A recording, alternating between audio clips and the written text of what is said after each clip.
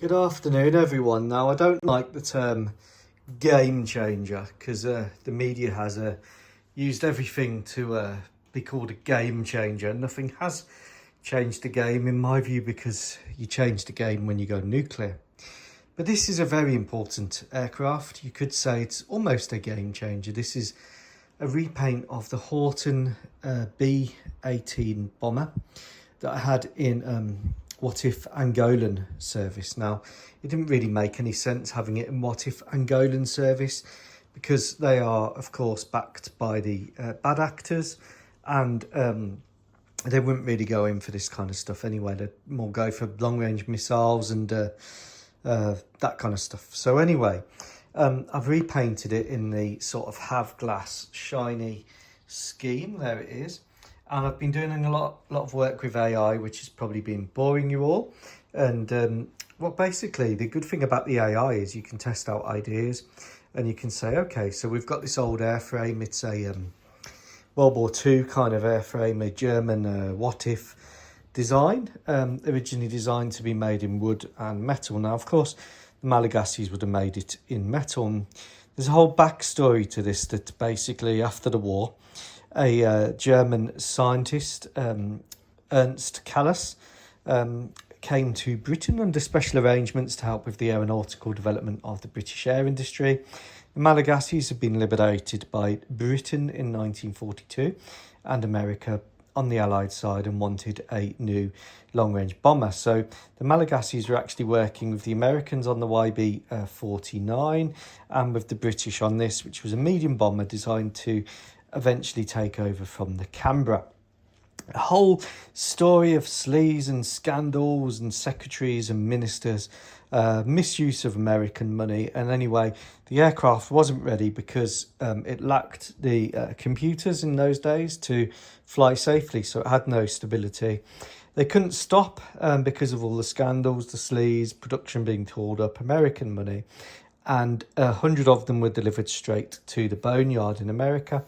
The Malagasys never got their aircraft, nor did the British their Canberra replacement. And despite the fact that Barnes-Wallis, not Wallace and Gromit, but Barnes-Wallis, suggested that the German scientist's data was wrong, they continued anyway. So the 100 have sat there under lock and key, and now we have computers that enable it to fly. And now Madagascar faces peer adversaries such as China in the Indian Ocean.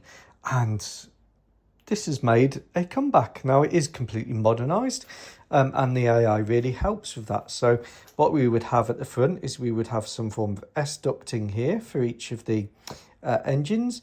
And then we'd have new engines, which would be F404 engines from the retiring Malagasy Skyhawks, and they're retiring Gripens because they're going to KF21s.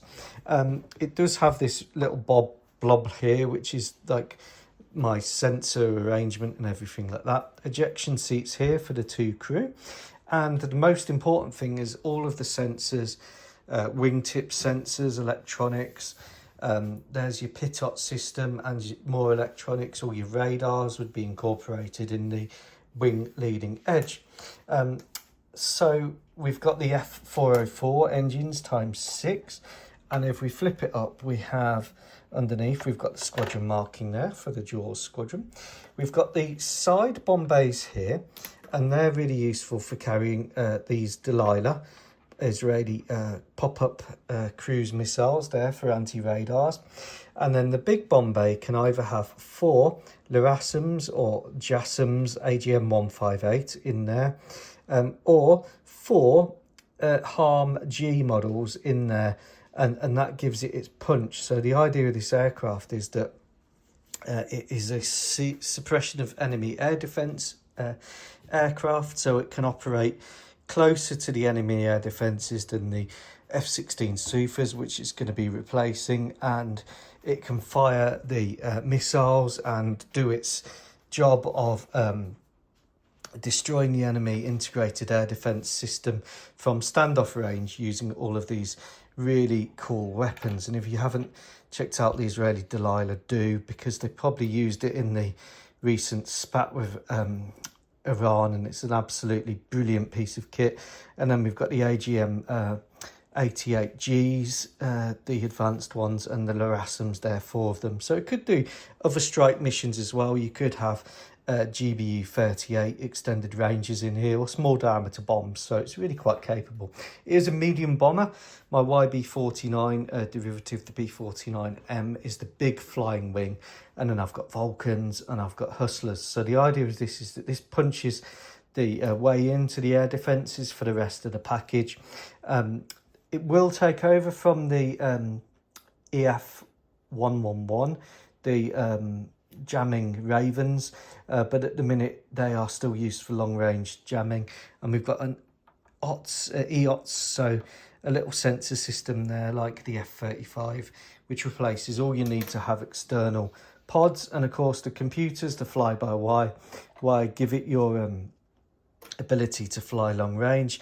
Refueling boom receptacle in here, so that panel opens up and then you've got your ability to refuel. So range is technically however long the crew can endure, and you've got a little rest area under here for the crew, which is really good. So it's like the YB49, my bigger flying wing, and the flying wings are used really as standoff aircraft. They can be in the air for a long time, doing your standoff, punching through long range attacks and clearing the way for the other bombers to go in. I hope you like it. This is the Modelcollect kit, modified by me, not major modifications. I did consider the overwing air intakes like I'd done with the Vulcan, the B3 that I've done, but in the end I kind of thought, well, actually there's enough space here to have the S-ducts here, and then the F404 is not a big engine, but 6 of them to give it the power it needs. And there you go. Let me know if you like it. I think it's wonderful. I did try and do some tint on the canopy, but it all went completely wrong. So there you go. Let me know, and I'm going to go and rest my leg. Ta-ra.